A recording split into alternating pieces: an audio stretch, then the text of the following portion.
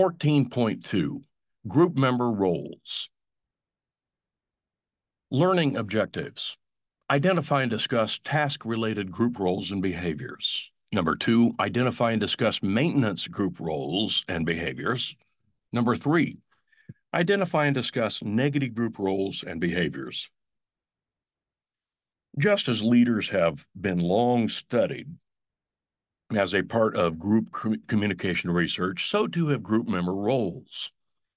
Group roles are more dynamic than leadership roles in that a role can be formal or informal and played by more than one group member. Additionally, one group member may exhibit various role behaviors within a single group meeting or play a few consistent roles over the course of his or her involvement with the group.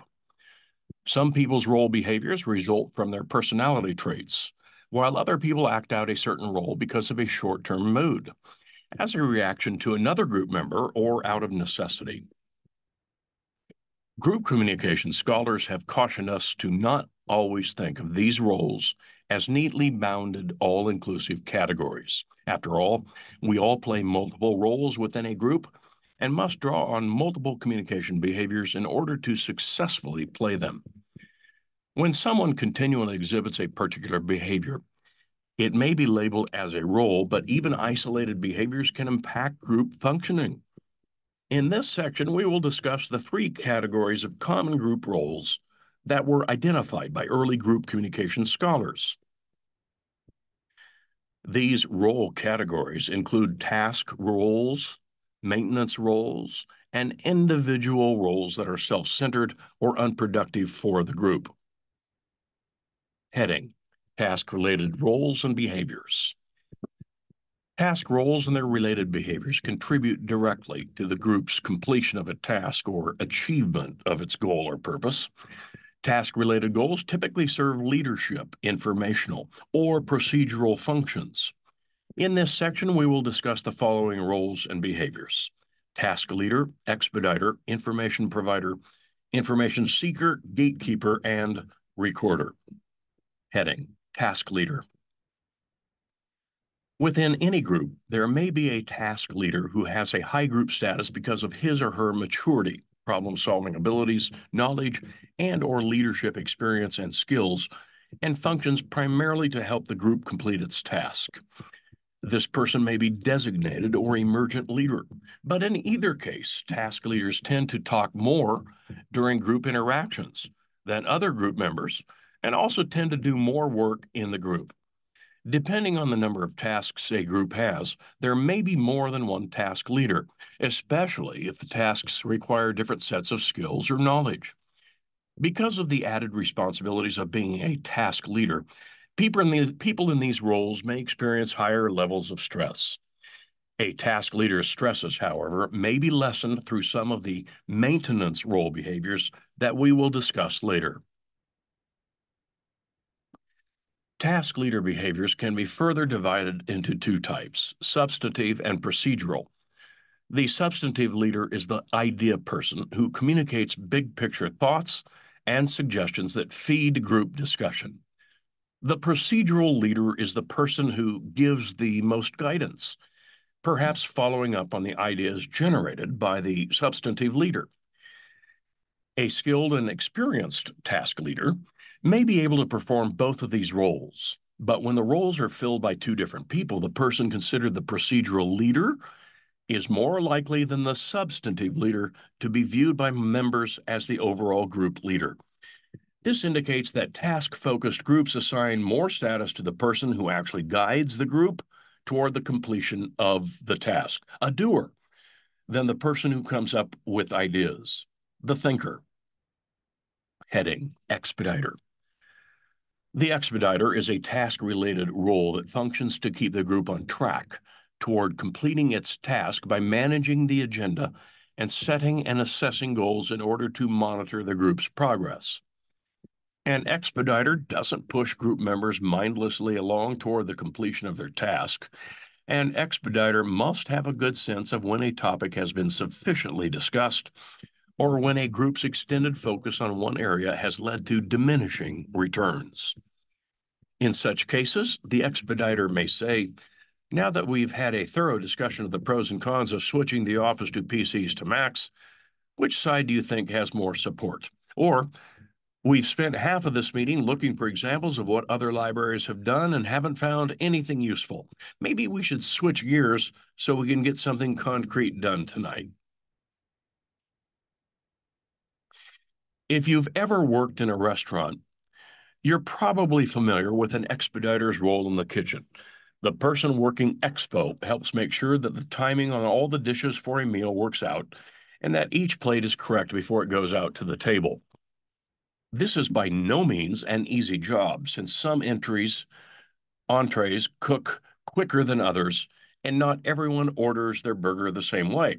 So the expediter helps make sure and order out of the chaos by calling the food out to the kitchen in a particular order that logically works so that all the food will come up at the same time.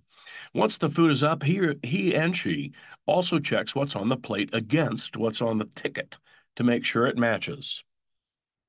Expediting in a restaurant and in a small group is like a dance that requires some flexible and creative thinking and an ability to stick to a time frame and assess progress. To avoid the perception that group members are being rushed, a skilled expediter can demonstrate good active listening skills by paraphrasing what has been discussed and summarizing what has been accomplished in such a way that makes it easier for group members to see the need to move on. Heading: Information Provider. The role of information provider includes behaviors that are more evenly shared than in other roles, as ideally all group members present new ideas, initiate discussions of new topics, and contribute to their own relevant knowledge and experiences. When group members are brought together because they have each different types of information, early group meetings may consist of group members taking turns briefing each other on the area of expertise. In other situations, only one person in the group may be chosen because of his or her specialized knowledge, and this person may be expected to be the primary information provider for all the other group members. For example, I was asked to serve on a university committee that is reviewing our undergraduate learning goals. Since my official role is to serve as the faculty expert on the subcommittee related to speaking, I played a more central information provider function for our group during most of our initial meetings. Since other people on the subcommittee weren't as familiar with speaking and its place within higher education curriculum, it made sense that information providing behaviors were not as evenly distributed in this case. Heading: Information Seeker. The information seeker asks for more information, elaboration, or clarification on items relevant to the group's task. The information sought may include factual information or group member opinions. In general, information seekers ask questions for clarification, but they can also ask questions that help provide an important evaluative function. Most groups could benefit more from critically oriented information-seeking behaviors. As our discussion of groupthink notes, critical questioning helps increase the quality of ideas and group outcomes, and it helps avoid groupthink. By asking for more information, people have to defend in a non-adversarial way and/or support their claims, which can help ensure that the information being discussed is credible, relevant, and thoroughly considered. When information seeking or questioning occurs as a result of poor listening skills, it risks negatively impacting the group. Skilled information providers and seekers are also good active listeners. They increase all group members' knowledge when they paraphrase and ask clarifying questions about the information presented. Heading: Gatekeeper.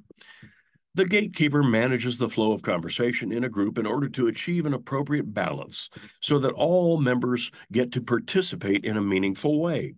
The gatekeeper may prompt others to provide information by saying something like, "Let's each share one idea we have for a movie to show during Black History Month." He or she may also help correct an imbalance between members who have provided much information already. and members who have been quiet by saying something like, Aretha, we've heard a lot from you today. Let's hear from someone else. Bo, what are your thoughts on Aretha's suggestion? Gatekeepers should be cautious about calling people out, or at least making them feel that way. Instead of scolding someone for not participating, they should be invitational and asking a member to contribute to something specific instead of just asking if they have anything to add. Since gatekeepers make group members feel included, they also service the relational aspects of the group. Heading, Recorder. The recorder takes notes on the discussion and activities that occur during a group meeting.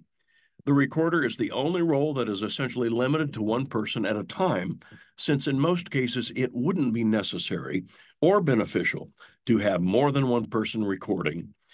At less formal meetings, there may be no recorder, while at formal meetings, there is almost always a person who records meeting minutes, which are an overview of what occurred at the meeting. Each committee will have different rules or norms regarding the level of detail within the availability of the minutes. While some groups' minutes are required by law to be public, others may be strictly confidential. Even though a record of a group meeting may be valuable, the role of recorder is often regarded as a low-status position, since the person in the role may feel or be viewed as subservient to the other members who are able to more actively contribute to a group's functioning. Because of this, it may be desirable to have the role of recorder rotate among members. Heading, Maintenance Roles and Behaviors. Maintenance roles and their corresponding behaviors function to create and maintain social cohesion and fulfill the interpersonal needs of group members. All these role behaviors require strong and sensitive interpersonal skills. The maintenance roles we will discuss in this section include social emotional leader, supporter, tension releaser, harmonizer, and interpreter. Heading, Social emotional leader. The social emotional leader within a group may perform a variety of maintenance roles and is generally someone who is well liked by the other group members and whose role behaviors complement but don't compete with the task leader. The social emotional leader may also reassure and support the task leader when he or she becomes stressed.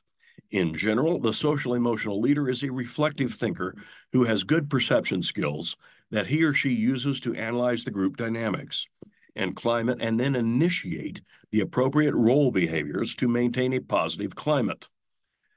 Unlike the role of task leader, this isn't a role that typically shifts from one person to another. While all members of the group perform some maintenance role behaviors at various times, the social emotional leader reliably functions to support group members and maintain a positive relational climate. Social emotional leadership functions can actually become detrimental to the group and lead to less satisfaction among members when the maintenance behaviors being performed are seen as redundant or as too distracting from the past, or the task, rather. Heading, Supporter. The supporter role is characterized by communication behaviors that encourage other group members and provide emotional support as needed. The supporter's work primarily occurs in one-on-one exchanges that are more intimate and in-depth than the exchanges that take place during full group meetings.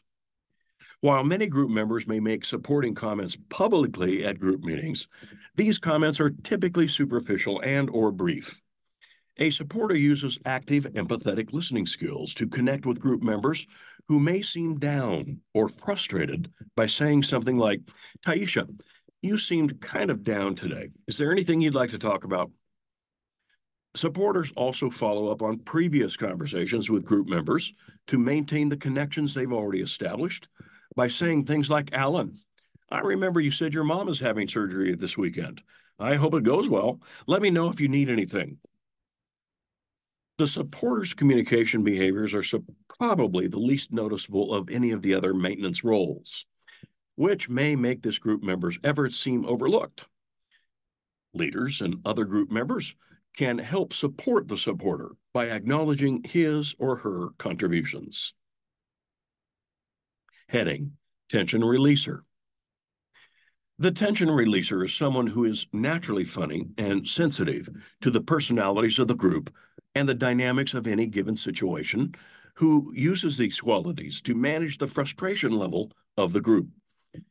Being funny is not enough to fulfill this role, as jokes or comments could indeed be humorous to other group members, but be delivered at an inopportune time, which ultimately creates rather than releases tension. The healthy use of humor by the tension releaser performs the same maintenance function as the empathy employed by the harmonizer or the social emotional leader. But it is less intimate and is typically directed toward the group whole instead of just one person. The tension releaser may start serving his or her function during the forming stage of group development when primary tensions are present due to the typical uncertainties present during initial interactions. The tension releaser may help break the ice or make others feel at ease during the group's more socially awkward first meetings. When people make a failed attempt to release tension, they may be viewed as a joker, which is a self-centered role we will learn more about later. Heading, Harmonizer.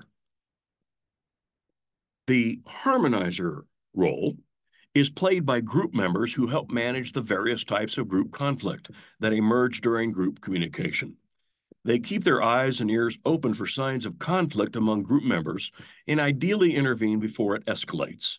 For example, the harmonizer may sense that one group member's critique of another member's idea wasn't received positively, and he or she may be able to rephrase the critique in a more constructive way, which can help diminish the other group member's defensiveness. Harmonizers also de-escalate conflict once it has already started. For example, by suggesting that the group take a break and then mediating between group members in a side conversation. These actions can help prevent conflict from spilling over into other group interactions. In cases where the whole group experiences conflict, the harmonizer may help lead the group in perception checking discussions that help members see an issue from multiple perspectives. For a harmonizer to be effective, it's important that he or she be viewed as impartial and committed to the group as a whole, rather than to one side of an issue or one person or faction within the larger group. A special kind of harmonizer that helps manage cultural differences within the group is the interpreter. Heading, Interpreter. An interpreter helps manage the diversity within a group by mediating intercultural conflict, articulating common ground between different people, and generally creating a climate where difference is seen as an opportunity rather than as something to be feared. Just as an interpreter at the United Nations acts as a bridge between two different languages, the interpreter can bridge identity differences between group members. Interpreters can help perform the other maintenance roles discussed with a special awareness of and sensitivity toward cultural differences. While a literal interpreter would serve a task-related function within a group, this type of interpreter may help support a person who feels left out of the group because he or she has a different cultural identity than the majority of the group. Interpreters often act as allies to people who are different, even though the interpreter doesn't share the specific cultural identity. The interpreter may help manage conflict that arises as a result of diversity. In this case, acting like an ambassador or mediator, interpreters, because of their cultural sensitivity, may also take a proactive role to help address conflict before it emerges. For example, by taking a group member aside and explaining why his or her behavior or comments may be perceived as offensive. Heading, Negative Roles and Behaviors. Group communication scholars began exploring the negative side of group member roles more than 60 years ago. Studying these negative roles can help us analyze group interactions and potentially better understand why some groups are more successful than others. It's important to acknowledge that we all perform some negative behaviors within groups, but that those behaviors do not necessarily constitute a role. A behavior, or person rather, may temporarily monopolize a discussion to bring attention to his or her idea. If that behavior gets the attention of the group members and makes them realize they were misinformed or headed in a negative direction, then that behavior may have been warranted. Negative behaviors can be enacted with varying degrees of intensity and regularity, and their effects may range from mild annoyance to group failure. In general, the effects grow increasingly negative as they increase in intensity and frequency. While a single enactment of a negative role behavior may still harm the group, regular enactment of such behaviors would constitute a role, and playing that role is guaranteed to negatively impact the group. We will divide our discussion of negative roles into self-centered and unproductive roles. Heading: Self-centered roles. The behaviors associated with all the self-centered roles divert attention from the task to the group member exhibiting the behavior. Although these roles share in their quest to divert attention, they do it in different ways and for different reasons. The self-centered roles we will discuss are the central negative monopolizer, self-confessor, insecure compliment seeker, and joker. Heading: Central negative. The central negative argues against most of the ideas and proposals discussed in the group and often emerges as a result of a leadership challenge during group formation. The failed attempt to lead the group can cause feelings of resentment toward the leader and or the purpose of the group, which then manifests in negative behaviors that delay, divert, or block the group's progress toward achieving its goal. This scenario is unfortunate because the central negative is typically a motivated and intelligent group member who can benefit the group if properly handled by the group leader or other members. Group communication scholars suggest that the group leader or leaders actively incorporate central negatives into group tasks and responsibilities to make them feel valued and to help diminish any residual anger, disappointment, or hurt feelings from the leadership conflict. Otherwise, the central negative will continue to argue against the proposals and decisions of the group, even when they may be in agreement.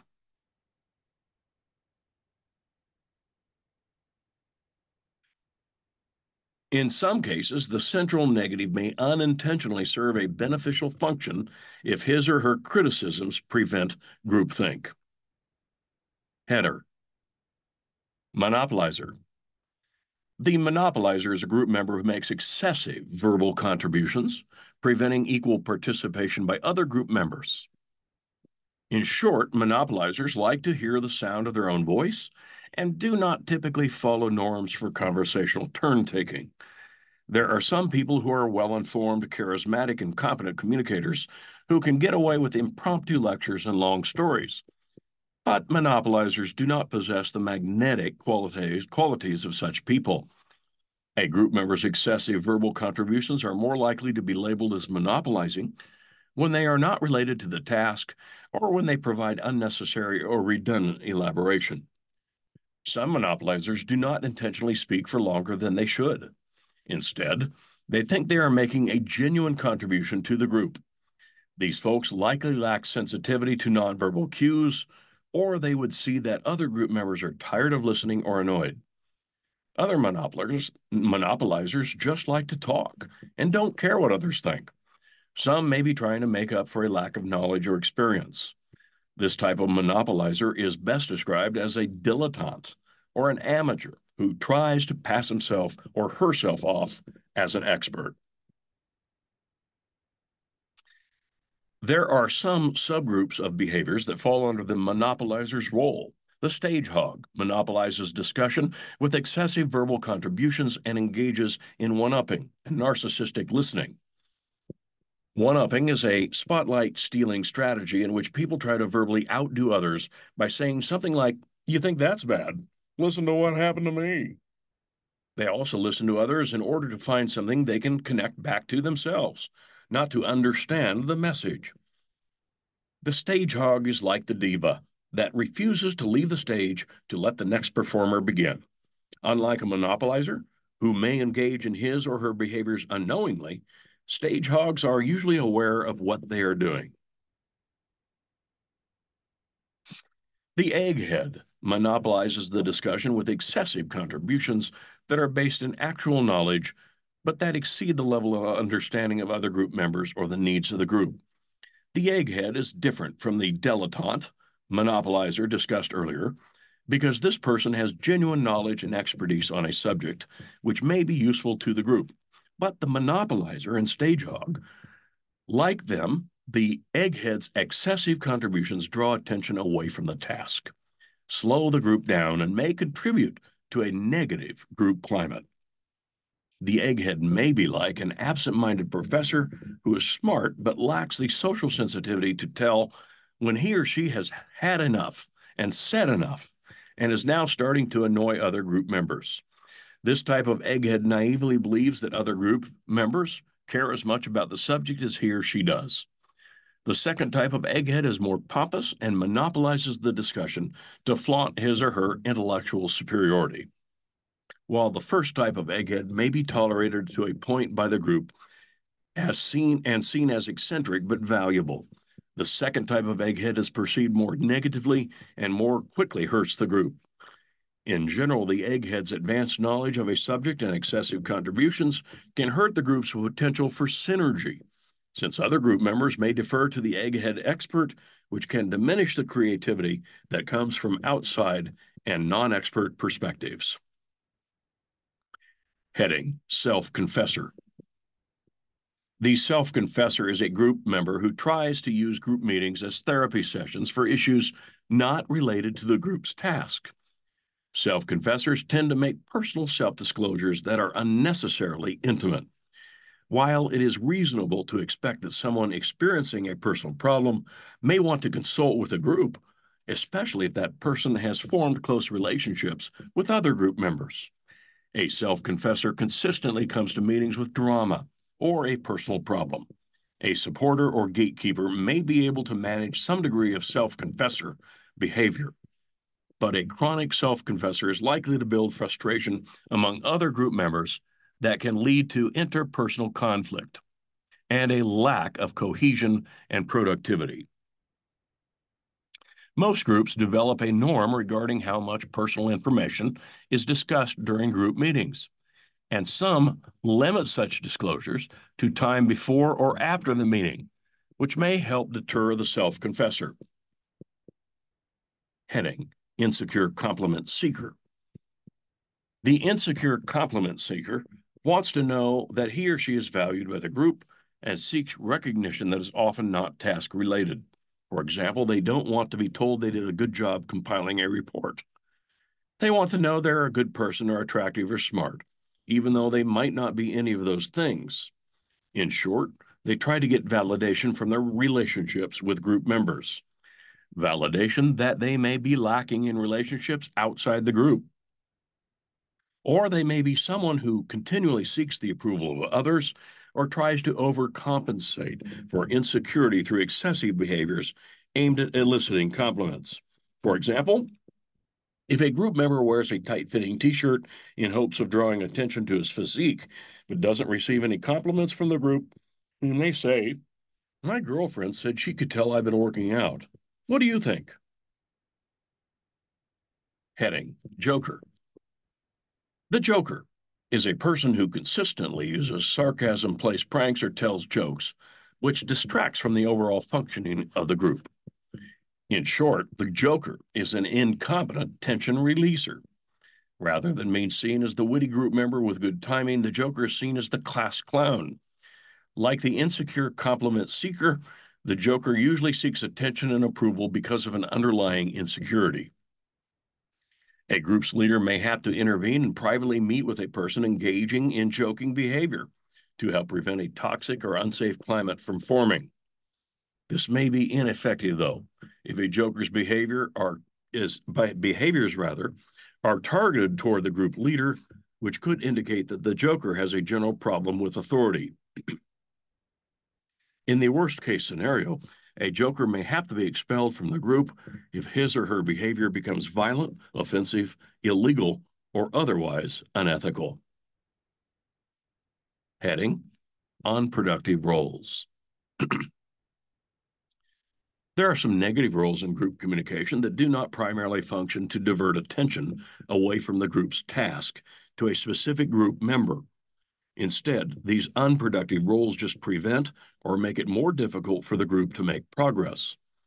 These roles include the blocker, withdrawer, aggressor, and doormat. Heading: Blocker. The blocker intentionally or unintentionally keeps things from getting done to the group.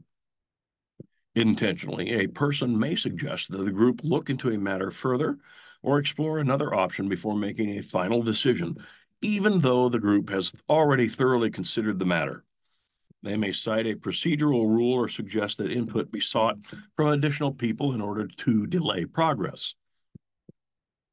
Behaviors that lead to more information gathering can be good for the group, but when they are unnecessary, they are blocking behaviors. Unintentionally, a group member may set blocking behaviors into motion by missing a meeting or not getting his or her work done on time. People can also block progress by playing the airhead role, which is the opposite of the egghead role discussed earlier. An airhead skirts his or her responsibilities by claiming ignorance when he or she actually understands or intentionally performs poorly on a task so that the other group members question his or her intellectual abilities to handle other tasks.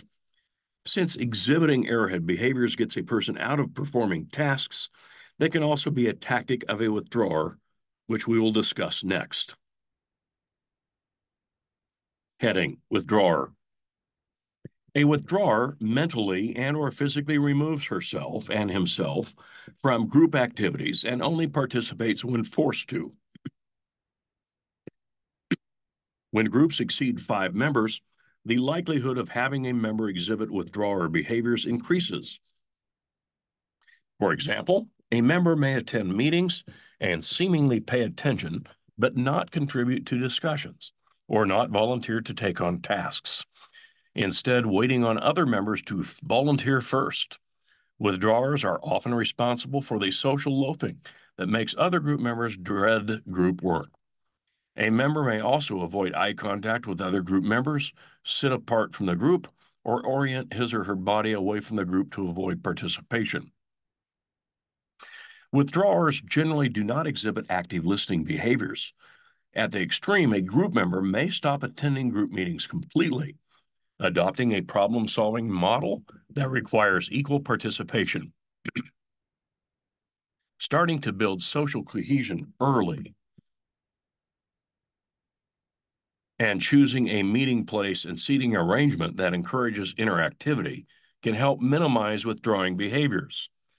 Gatekeepers, supporters, and group leaders can also intervene after early signs of withdrawing to try to re-engage the group member. Heading: Aggressor. An aggressor exhibits negative behaviors such as putting others' ideas down, attacking others personally when they feel confronted or insecure, competing unnecessarily to win at the expense of others within the group, and being outspoken to the point of distraction. An aggressor's behaviors can quickly cross the fine line between being abrasive or dominant and being unethical. For example, a person vigorously defending a position that is relevant and valid is different from a person who claims others' ideas are stupid but has nothing to contribute. As with most behaviors, the aggressors fall into a continuum based on their intensity. On the more benign end of the continuum is assertive behavior, toward the middle is aggressive behavior, and on the unethical side is bullying behavior. At their worst, an aggressor's behaviors can lead to shouting matches or even physical violence within a group. Establishing group rules and norms that set up a safe climate for discussion and include mechanisms for temporarily or permanently removing a group member who violates that safe space may proactively prevent such behaviors. Heading: While we all need to take one for the team sometimes or compromise for the sake of the group, the doormat is a person who is chronically submissive to the point that it hurts the group's progress. Doormat behaviors include quickly giving in when challenged, self-criticism, and claims of inadequacy. Some people who exhibit doormat behaviors may have difficulty being self-assured and assertive, may be conflict avoidant, or may even feel that their behaviors will make other group members like them. Other people play the martyr and make sure to publicly note their sacrifices for the group, hoping to elicit praise or attention. If their sacrifices aren't recognized, they may engage in further negative behaviors such as whining and or insecure compliment seeking.